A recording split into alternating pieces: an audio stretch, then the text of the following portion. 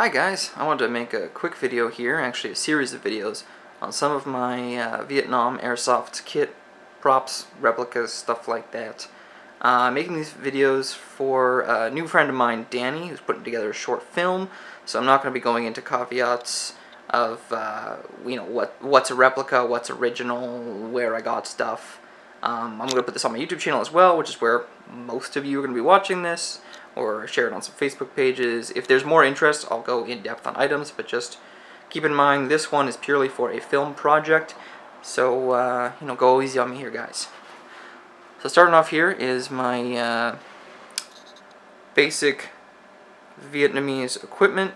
I'll be going over guns and different pieces of uniform after, but we'll just come in here, get some close-ups for my buddy Danny. We have a couple canteens here. We have the shoulder canteen and the original plastic canteen.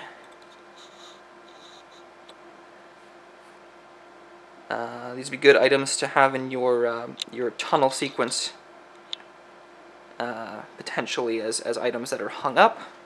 I got a couple different scarves here. The blue one I like wearing with black uniforms, and the green one I like wearing with brown. I have this mixed camouflage hat, which just popped up on eBay one day. I don't know the source of it, but it works, again, quite well with brown. Here I have my pith helmet. I have the green helmet underneath, plus the tan cover, and then the camo net on top. And that has the leather chin strap and the little pin in there as well. This pin, by the way, needs some red nail polish added to it. The whole red surface on top has disappeared. This is just a PK/PKM ammo can, and I have an example of some 7.62 by 39. It's an MG3 belt, so I need to cut the tabs down, but that's just another potential set piece for the tunnel. Here I have the bandolier.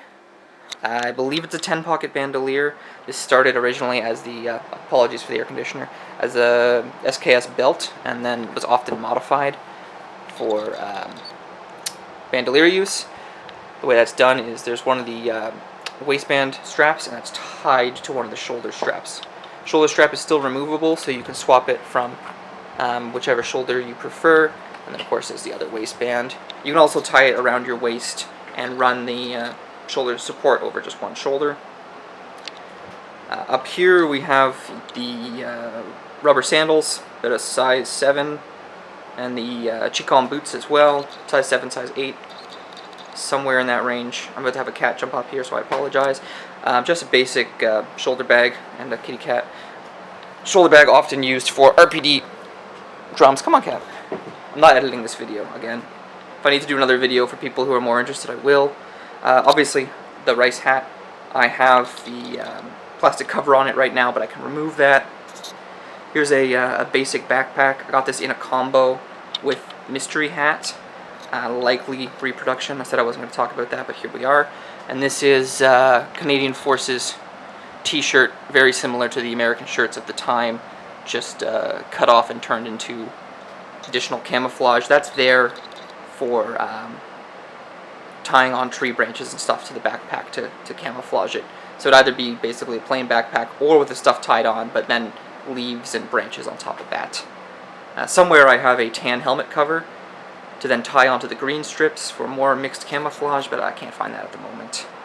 Lastly, we have this Hamburger Hill original flag, combat flag, dated 1969, which is the date that Danny's film is being set. So that's why I'm showing that off.